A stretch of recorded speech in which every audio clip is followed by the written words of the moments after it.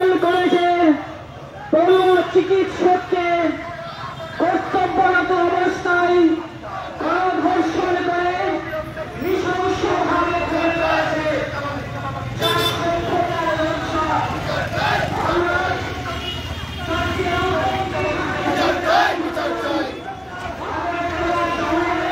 বিচার চাই, বিচার চাই।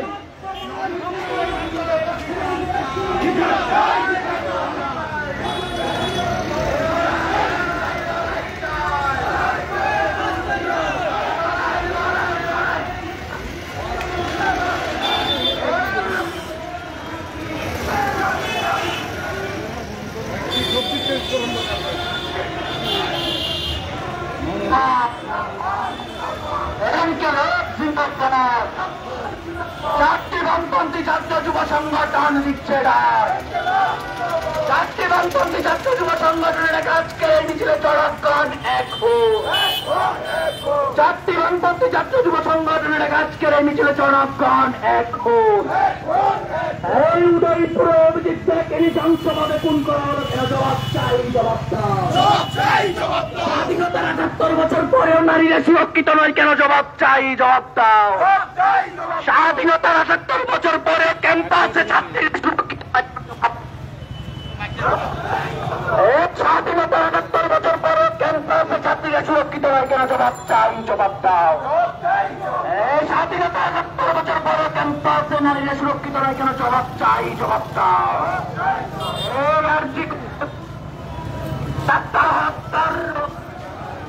We want justice. We want justice. इनकलाब जिंदाबाद, इनकलाब जिंदाबाद। বিজেপির প্রশাসনের বিরুদ্ধে জনগণ এক হোক। বিজেপির শাসনের শিক্ষা শিক্ষক আক্রান্ত জনগণ এক হোক। ইনকলাব জিন্দাবাদ। বিহার হোক।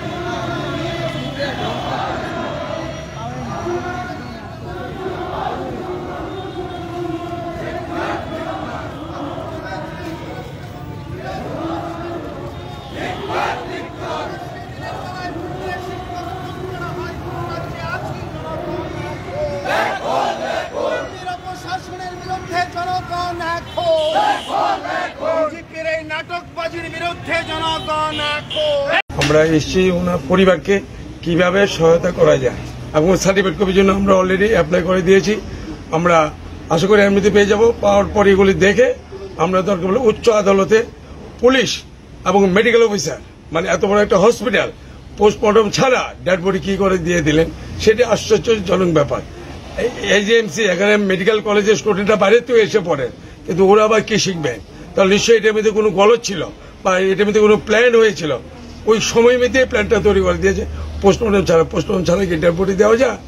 এই ধরনের ইনজুরি কেস, এবং তা না শুধু এখান দিয়ে তো থানা থেকে তো ওনাকে পাঠিয়েছেন জিবি হসপিটালে।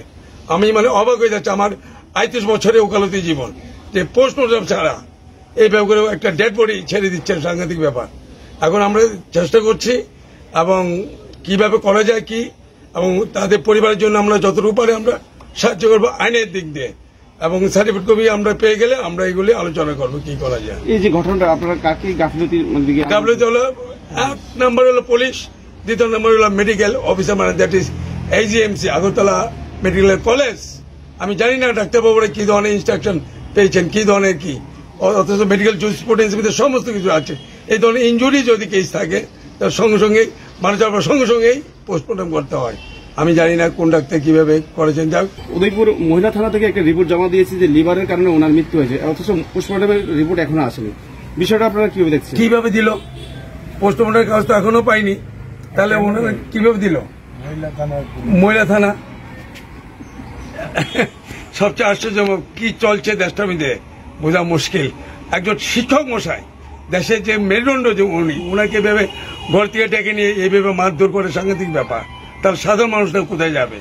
যাই হোক, আমরা আইনজীবী পক্ষ থেকে আমরা অল ইন্ডিয়া লয়ার্স অ্যাসোসিয়েশন থেকে এসেছি, এবং আমাদের DYFA থেকে ওনারা এসেছেন নেতৃত্ববৃন্দ। দেখা যাক আমরা কতটুকু কি করতে পারি।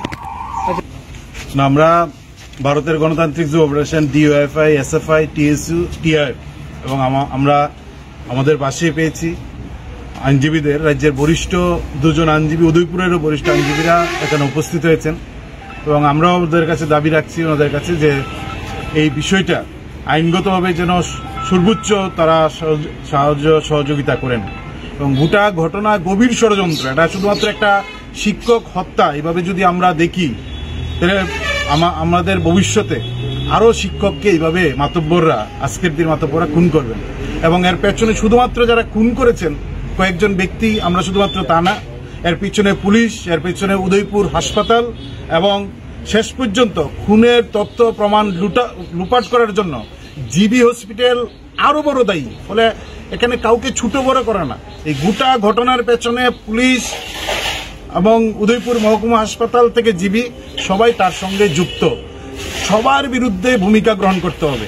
রাজ্যের মুখ্যমন্ত্রী যিনি, তিনি শিক্ষামন্ত্রী, ওনার দপ্তরে শিক্ষক মারা গেলেন। আমরা অবাক হচ্ছি, যাদের নেতৃত্বে মারা গেল তারা হচ্ছেন ওনার রাজনৈতিক দলের, এবং আমরা শুনলাম যিনি শঙ্কর কর্মকার, তিনি নাকি উদয়পুরের যিনি মন্ত্রী, আমাদের রাজ্যের অর্থমন্ত্রী, তিনি খুব ঘনিষ্ঠ। আমি জানি না অন্য কোনো সম্পর্ক আছে কিনা, খুব ঘনিষ্ঠ মানুষ থেকে শুনি, বিজেপিরও নেতা। ফলে তাদেরকে ধরছেন, জামায়া ধরে পুলিশ রাখছেন, আর শিক্ষককে রক্তাক্ত অবস্থায় উদ্ধার করে চিকিৎসাটা পর্যন্ত করলেন না। এরকম একটা বিভৎস ঘটনা, এর জন্য পুলিশ দায়ী। আমরা মনে করছি যে শিক্ষা দপ্তরের মন্ত্রী মাননীয় মানিক সাহা মহোদয়, স্বরাষ্ট্র দপ্তরের মন্ত্রী মাননীয় মানিক সাহা মহোদয়, স্বাস্থ্য দপ্তরের মন্ত্রী মাননীয় মানিক সাহা মহোদয়, সর্বোপরি তিনি মুখ্যমন্ত্রী। আজকের দিন পর্যন্ত 8 তারিখ মারা হয়, 10 তারিখ মৃত্যু হলো, আজকে হচ্ছেন 17 তারিখ, আজকের দিন পর্যন্ত 18 তারিখ আজকে মাননীয় মুখ্যমন্ত্রী উনার দপ্তরের কর্মী শিক্ষক এভাবে বেদরম পিঠে মেরে ফেললো। মাননীয় মুখ্যমন্ত্রী আসার সুযোগ হলো না, কথা বললো না। ফলে এর পেছনে যে শাসকের রাজনৈতিক মদত রয়েছে তাতে স্পষ্ট হয়েছে। আমরা মনে করি আইন বিচার ব্যবস্থা সঠিক ভূমিকা গ্রহণ করবে, এই প্রত্যাশা আমরা রাখছি। তাদের পরিবারের পাশে আমরা বামপন্থী ছাত্রজীবীরা, আইনজীবীরা তাদের পাশে দাঁড়িয়েছেন, তারা ন্যায় বিচার পাবেন।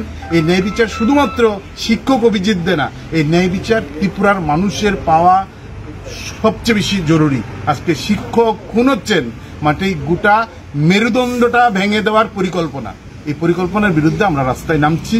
আমরা আরো বৃহৎ আন্দোলন কিভাবে করা যায় ওনার বিচার পাওয়ার জন্য, সেইভাবে আমরা আন্দোলন কর্মসূচি ঠিক করছি। অত্যাচার করে হত্যাকারীদের গ্রেপ্তার এবং দৃষ্টান্তমূলক শাস্তির দাবিতে সমস্ত জনগণকে সোচ্চার হতে আমরা 4টি আহ্বান জানাচ্ছি। আমাদের রাজ্যের উদয়পুরের জনপ্রিয়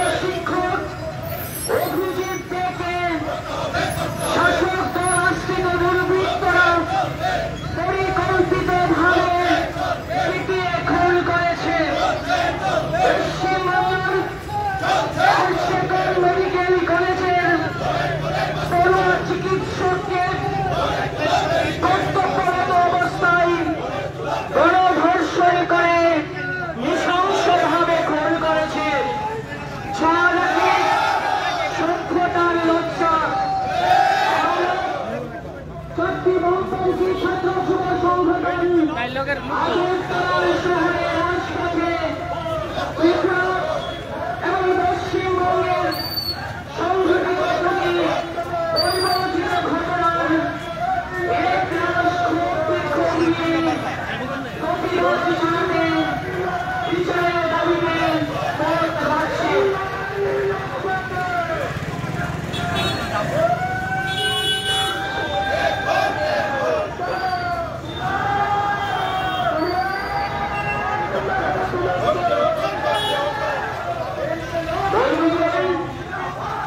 আমাদের রাজ্যে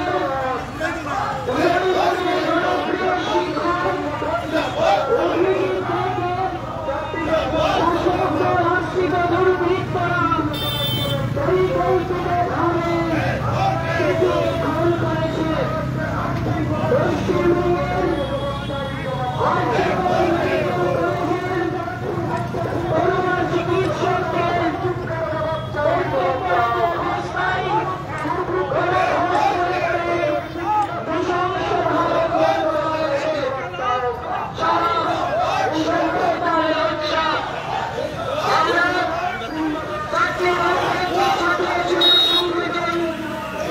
আগরতলা শহরের রাজপথে ত্রিপুরা এবং পশ্চিমবঙ্গের সংঘটিত পরিবর্তিত ঘটনার এক রাষ্ট্র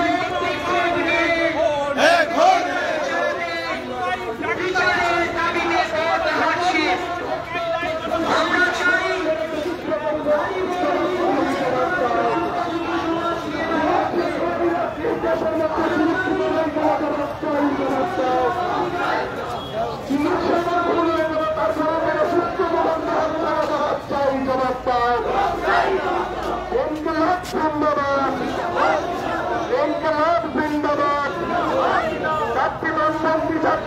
সংগঠন দিচ্ছে ডাক। ত্রিপুরা রাজ্যের মধ্যে আইনের ব্যবস্থা এই ধরনের অবস্থা যেন জবাব চাই, জবাব চাই। ত্রিপুরা রাজ্যের আইন শৃঙ্খলার ভাবে ভেঙে যাচ্ছে কেন, জবাব চাই, জবাব দাও। বিজেপির দুর্বৃত্তদের হাতে শিক্ষক শিক্ষিকারা কুড়াচ্ছে কেন, জবাব চাই, জবাব দাও। বিজেপির দুর্বৃত্তদের যারা শিক্ষক শিক্ষিকা কুড়াচ্ছে তাদের পুলিশ প্রশাসনের কোনো ভূমিকা নেই কেন, জবাব চাই, জবাব দাও। জবাব চাই প্রতিবাদ। কংগ্রেস লড়াই চাই, লড়াই চাই। তার তো বলি comrade comrade comrade comrade school কলেজের কমরেড মাথা ঘাটে কমরেড এই রাজপথের কমরেড